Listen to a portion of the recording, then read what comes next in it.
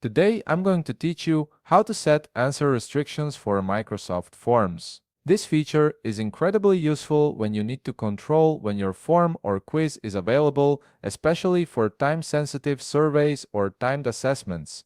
Let's walk through the process step by step. First, open your web browser and navigate to forms.office.com. Once the page loads, go ahead and log in with your credentials to access your Microsoft Forms account.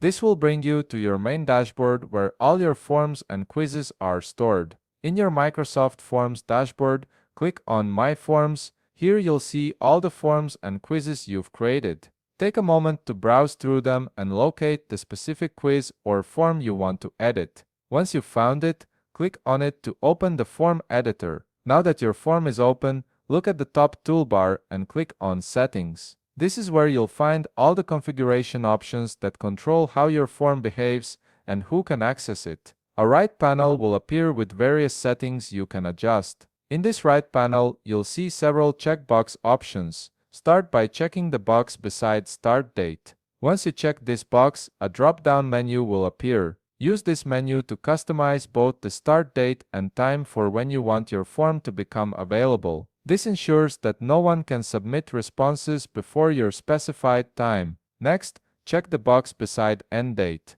Similar to the start date, a drop-down menu will appear allowing you to set when your form should close. Use this menu to customize the end date and time. After this date and time passes, the form will automatically stop accepting new responses. Finally, if you want to set a time limit for how long someone can spend filling out your form, check the box beside Set Time Duration. A field will appear where you can type in your preferred number of minutes. This is particularly useful for quizzes where you want to ensure everyone has the same amount of time to complete it. And there you have it, you've successfully set answer restrictions for your Microsoft form, giving you complete control over when and how long people can access and complete your form. If you found this video helpful, please leave a like, subscribe, and see you in the next video.